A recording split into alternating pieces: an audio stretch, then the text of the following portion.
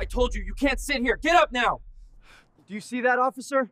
Do you see my wife in there? I don't care. 4 times. You're disturbing the... Police tased a grieving veteran. 7 minutes later, the Marines arrived. When Officer Derek Bradley tased 72-year-old Marine Frank Monroe for refusing to leave Arlington Cemetery after hours, he didn't know Frank had buried his wife that morning or that Marines were already watching. October twilight painted Arlington National Cemetery in shades of gold and shadow as closing time approached. The sacred 639 acres held over 400,000 souls beneath white marble headstones that stretched like fallen dominoes across rolling hills where America's finest found eternal rest. At 5:15 p.m., groundskeepers prepared for evening lockdown while security began final sweeps through sections where grieving families often lingered, unable to say goodbye to dreams buried in hallowed ground. Frank Monroe knelt beside fresh earth in Section 60, his 72-year-old frame folded over the grave that had swallowed his heart, along with Evelyn's casket that morning. 48 years of marriage reduced to a rectangle of disturbed soil marked by temporary placard. Evelyn Sarah Monroe, beloved wife of Marine Gunnery Sergeant Franklin J. Monroe. His weathered hands scarred from caisson shrapnel, gentle from decades of holding Evelyn's traced invisible letters in the dirt. The Purple Heart and Bronze Star ribbons on his dress blues meant nothing now. Evelyn had been his only medal that mattered. Her final whisper echoed through memory. "I'll wait for you at Heaven's Gate, my Marine." In his coat pocket lay her wedding ring, still warm from her finger this morning when the funeral director had asked if he wanted to keep it. Frank couldn't bear to part with that circle of gold that had bound them since 1976, when she'd married a young sergeant fresh from Vietnam nightmares that she'd helped heal through patient love. Some battles you fight for country, others for love, but the hardest battles you fight alone in the dark. "Sir, cemetery's closed. Time to go." Arlington Cemetery Police Officer Derek Bradley approached with routine authority, unaware he was about to make the worst decision of his 15-year career. His tone carried no recognition of grief, no understanding that some farewells couldn't be scheduled around posted visiting hours. Frank didn't move from Evelyn's grave. "Need a few more minutes, officer? Buried my wife this morning." Bradley had been having the worst week of his life. Divorce papers served Monday, custody battle Wednesday, now overtime on Friday because 2 officers called in sick. His ex-wife's lawyer had made it clear any sign of professional instability would cost him weekends with his daughter Sophie. "Sir, regulations are regulations. Cemetery closes at 5 p.m. sharp." Bradley's voice carried exhaustion that had nothing to do with the job. "I don't make exceptions." "She was afraid of the dark," Frank whispered, his words barely audible. "Never spent a night alone in 48 years. Can't start tonight." The vulnerability in that admission should have moved Bradley, but 15 years of police work, 5 years of marriage falling apart, had armor-plated his heart against emotional appeals that reminded him of his own losses. "Sir, personal problems don't override federal property regulations. Leave now or face arrest." Frank's hand pressed against cold earth. "Officer, I got nowhere else to go. She was my home." Those words hit too close to Bradley's own truth, the empty apartment waiting for him, the silence that echoed with memories of Sophie's laughter before the divorce destroyed everything he'd cared about. "Then you're trespassing," Bradley said, reaching for handcuffs with mechanical precision that masked his own pain. Bradley's training had taught him that compassion was weakness, that exceptions created problems his superiors would blame on him personally. His supervisor, Captain Reynolds, had been clear. Zero tolerance for after-hours violations. Cemetery security depends on consistent enforcement. But Frank recognized something familiar in Bradley's rigid stance, the defensive posture of a man fighting his own battles while maintaining professional facade that protected him from additional pain. "Officer, what's your first name?" Frank asked quietly. "Derek." "Why?" Bradley replied, surprised by the personal question that cut through procedural distance. "Derek, I can see you're hurting about something, but taking it out on grieving widower won't fix whatever's broken in your life." The observation stung because it was accurate. Bradley's personal pain was bleeding into professional decisions, his need for control manifesting as inflexibility that served no one's interests. "Sir, I don't need relationship advice from trespassers," Bradley snapped, his anger revealing the wound Frank had touched. "Son, I'm not trying to counsel you, just asking for human decency on day I buried woman who taught me what love means." 20 yards away, Staff Sergeant Marcus Williams finished placing flowers on his squad leader's grave, the man who died saving Marcus's life in Fallujah. He turned toward his car when he heard a familiar voice that made his heart skip. "Gunny Monroe," Marcus whispered, recognizing his old drill instructor despite the years. Frank looked up, his tear-stained face brightening with recognition. "Marcus? Jesus, look at you, Staff Sergeant now." "Gunny taught me everything about being a Marine," Marcus said, approaching with respect that transcended rank. "What's happening here?" Bradley felt outnumbered, but couldn't show weakness that might be reported to superiors who were already questioning his judgment since the divorce proceedings began affecting his work performance. "Federal trespassing violation. Both of you need to leave immediately," Bradley announced, drawing his taser with theatrical authority designed to regain control of situations spiraling beyond his comfort zone. "Officer, this is Gunnery Sergeant Frank Monroe," Marcus said with quiet intensity. "He trained half the Marines in this cemetery. Show some respect." But Bradley's personal pain had metastasized into professional rigidity. Respect for regulations. Comply or face consequences. Frank stood slowly, his dignity intact despite obvious physical frailty. "Derek, do what you need to do. I'm staying with Evelyn." The electrical shock dropped Frank across his wife's grave as Marcus screamed into his phone. All Marines, Gunny Monroe down at Arlington Section 60. They tased our drill instructor. Emergency response now." Sometimes love requires dying on the hill that holds your heart. Frank's collapse sent Marcus into combat mode, immediately beginning CPR while his emergency alert reached Marines across the D.C. area through networks that connected active duty, reserves, and veterans whose bonds transcended service dates. "Pulse weak, breathing shallow," Marcus reported, while working to stabilize Frank's cardiac rhythm disrupted by electrical shock. "Gunny trained thousands of us over 30 years. This is our fault for not being here sooner."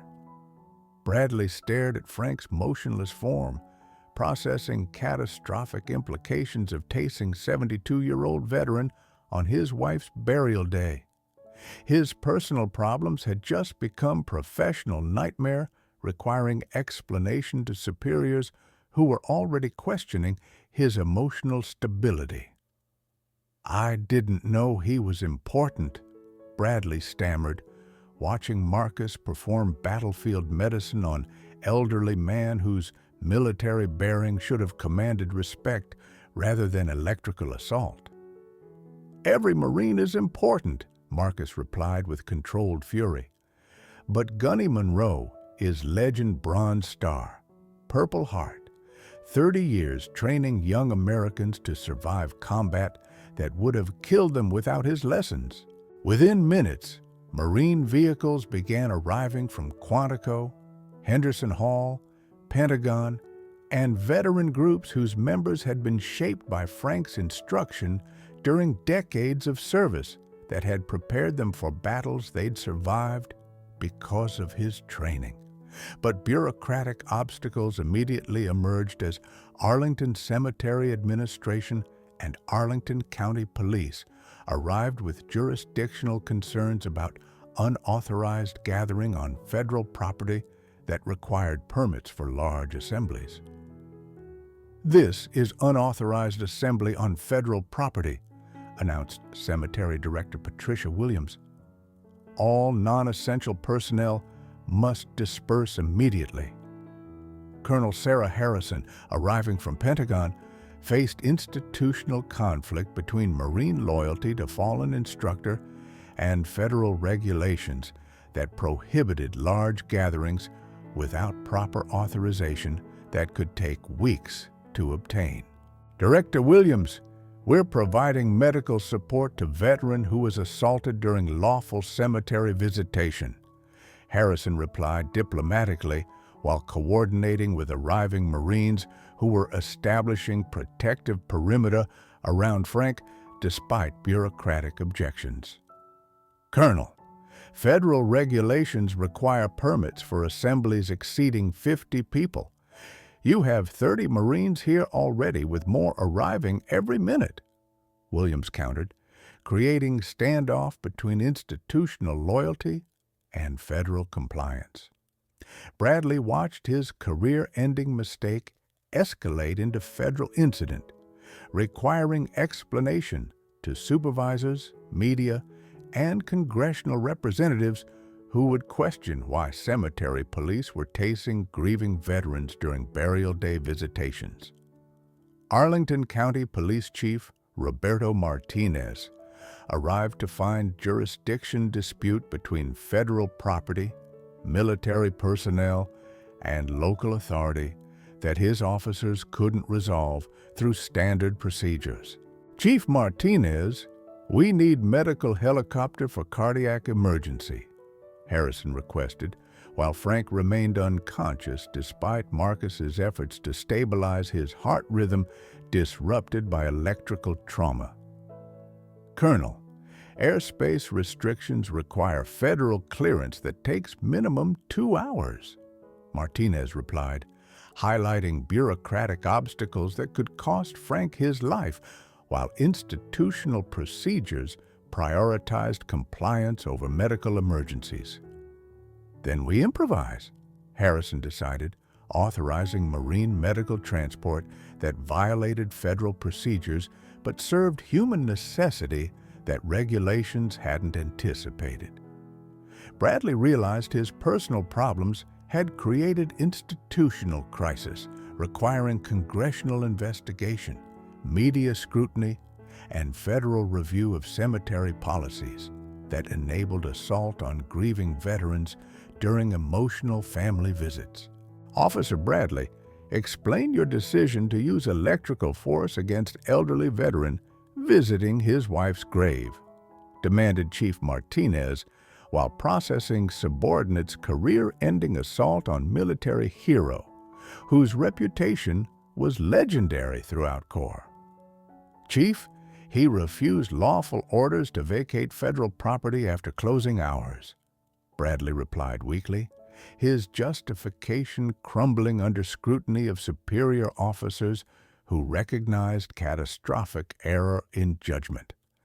Frank's hospitalization generated media attention as social networks exploded with cell phone videos of Marines protecting grieving veteran from additional police harassment during medical emergency created by bureaucratic inflexibility. Frank's cardiac condition required specialized treatment at Walter Reed Medical Center, while Marines maintained honor guard at Evelyn's grave, ensuring she wouldn't be alone during his absence for medical care necessitated by electrical assault. Mr. Monroe is experiencing cardiac arrhythmia consistent with electrical shock trauma in elderly patient. Dr. Patricia Chen reported to Marine leadership, who'd assumed responsibility for their instructor's medical care.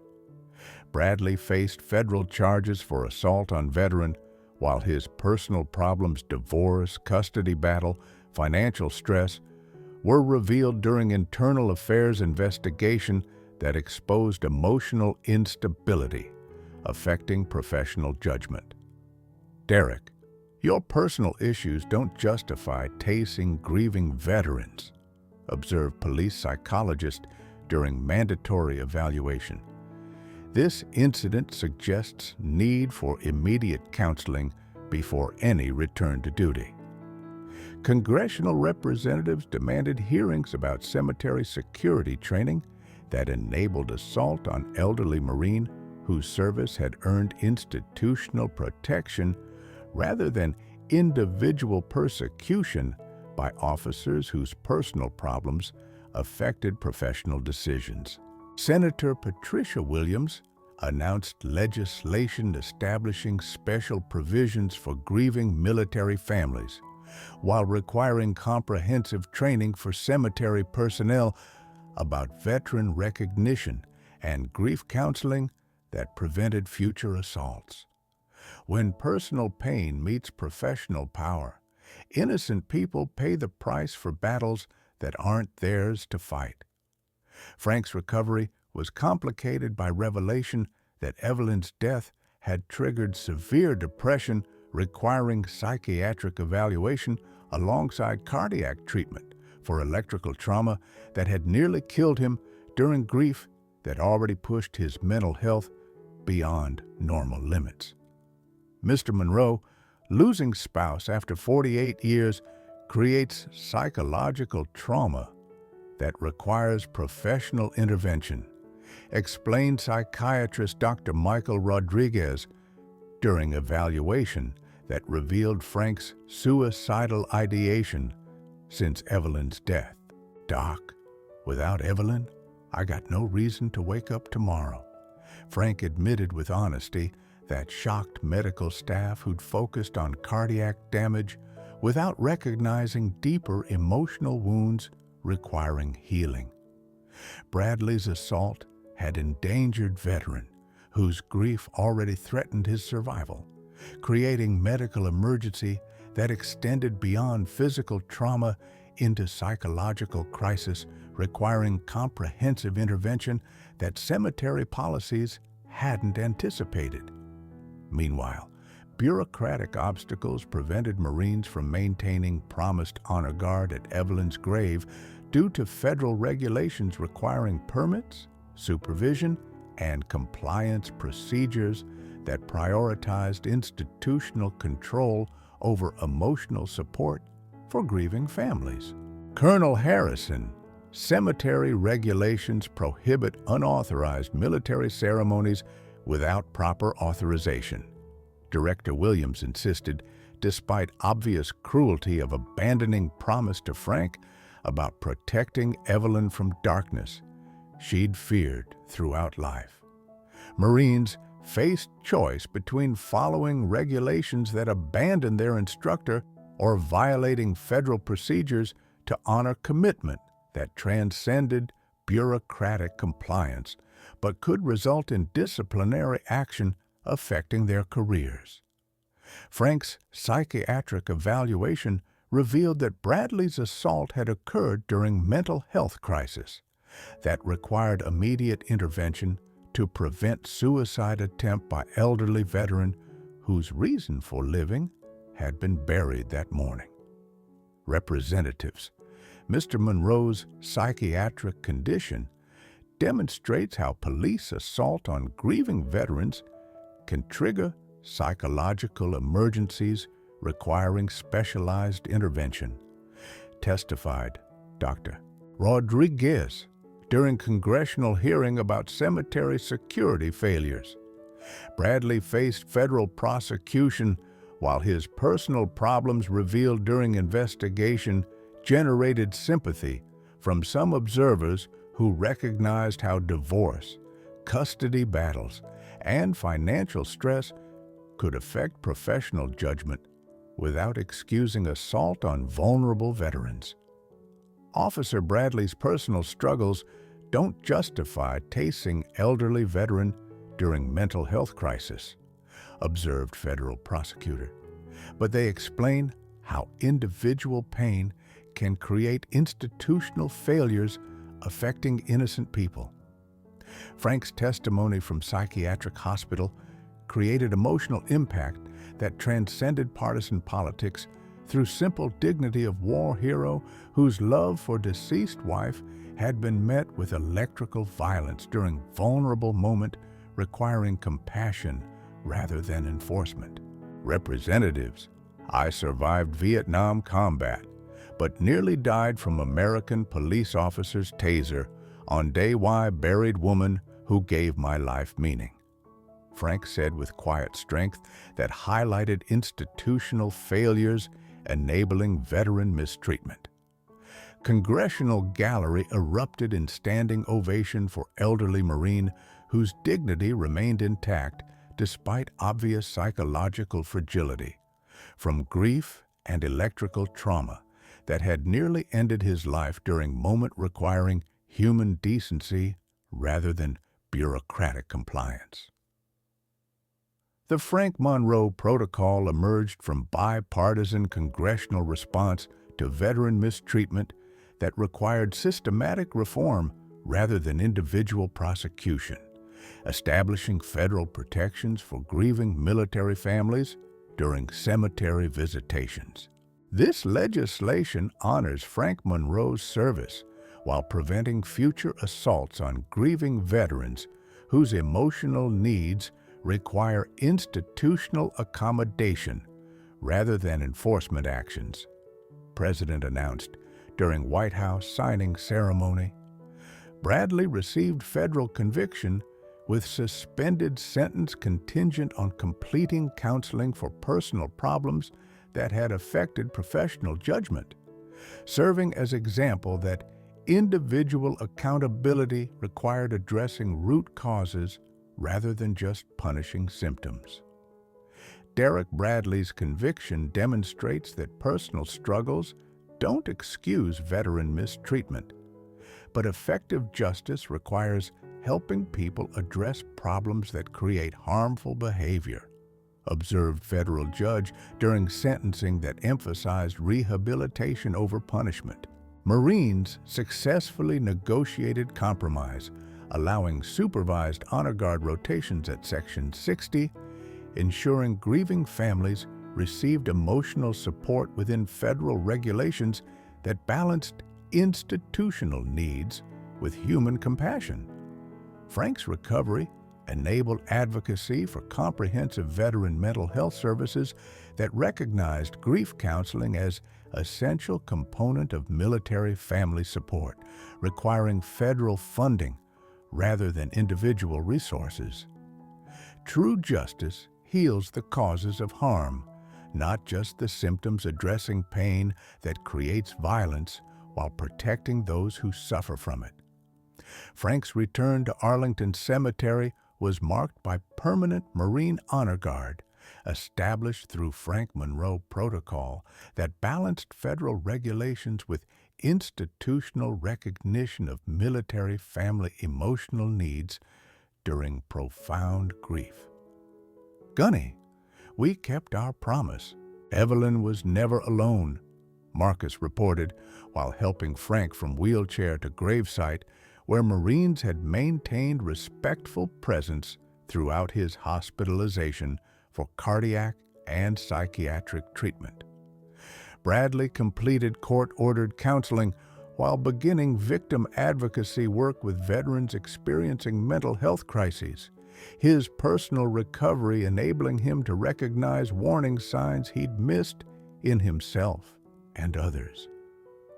Frank, I failed you when you needed compassion most, Bradley said during personal meeting that represented healing for both men whose pain had intersected tragically.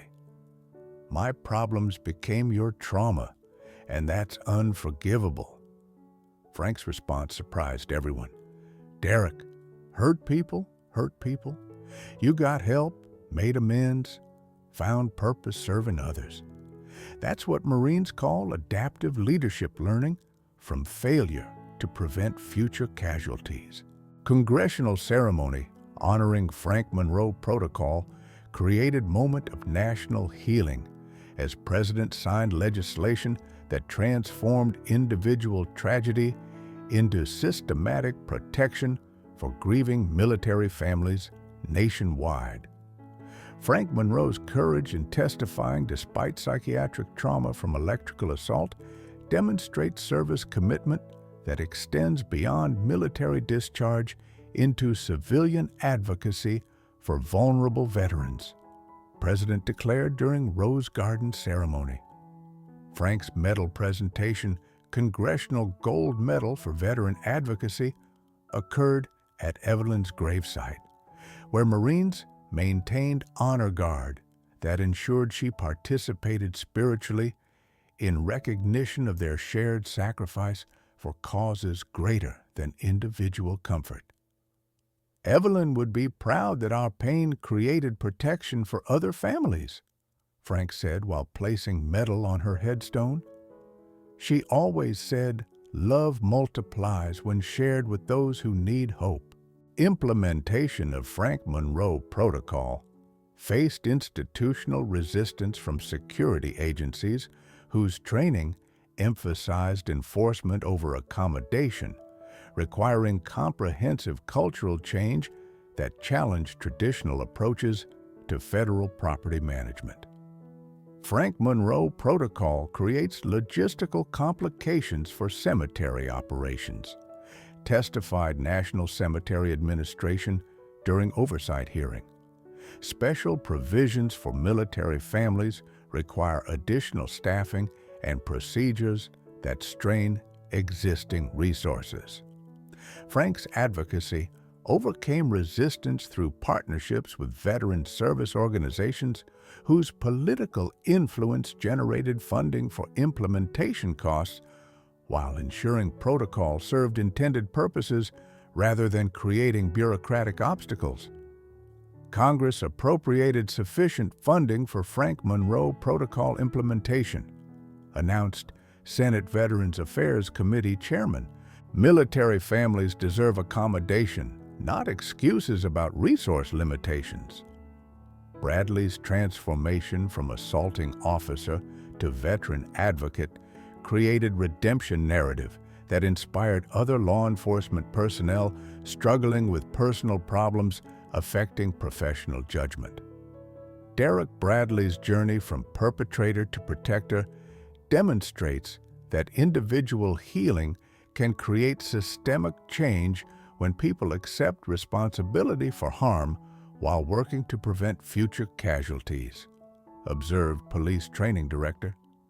His victim advocacy program, funded through Frank Monroe Protocol, provided crisis intervention training for law enforcement, encountering veterans experiencing mental health emergencies during emotionally charged situations. Officer Bradley's program has prevented 47 similar incidents by teaching de-escalation techniques for grieving military families. Reported training evaluation after first year of implementation. 2 years later, Frank celebrated second anniversary of Evelyn's death with gratitude rather than grief, understanding that her memory lived through systematic changes that protected other military families from experiencing assault during vulnerable moments. Marines maintained permanent honor guard rotation at Section 60, while Bradley's advocacy program expanded nationally, proving that individual healing could create institutional transformation when people acknowledged pain rather than projecting it onto others. Gunny's courage created change that honors Evelyn's memory through protection for families she never met, observed Colonel Harrison during anniversary ceremony. Love multiplied through service to others facing similar loss. Frank smiled through tears that honored both Evelyn's memory and Marine brotherhood, whose loyalty had transformed personal tragedy into national policy, protecting vulnerable veterans from institutional failures. Derek learned that personal pain can become purpose when channeled toward helping others. Frank reflected, "That's what Evelyn would have wanted, healing that prevents rather than perpetuates suffering." The Frank Monroe Protocol established federal protections for grieving military families while generating $100 million in veteran mental health funding nationwide. Bradley's transformation inspired law enforcement training programs that prevented 200-plus similar incidents through crisis intervention techniques for veterans experiencing emotional trauma. Marine Honor Guard programs expanded to 23 national cemeteries, while Frank's advocacy created comprehensive grief counseling services for military families. Arlington Cemetery implemented permanent policy changes ensuring emotional accommodation rather than bureaucratic enforcement for families facing profound loss, requiring extended visitation beyond standard hours. 5 years later, Frank Monroe Protocol had transformed cemetery operations nationwide while establishing federal oversight, preventing institutional failures that enabled assault on grieving military families.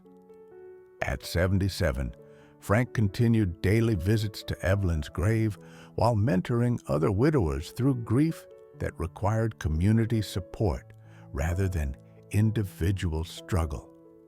Bradley's victim advocacy program became national model, proving that people who cause harm can become agents of healing when they address personal pain rather than projecting it onto others. They learned that some battles you fight for country, others for love, but the most important battles transform personal pain into protection for others who face similar struggles, creating circles of healing that honor both those we've lost and those we're determined to help. Some battles you fight for country, others for love, but the most important battles transform personal pain into protection for others who face similar struggles.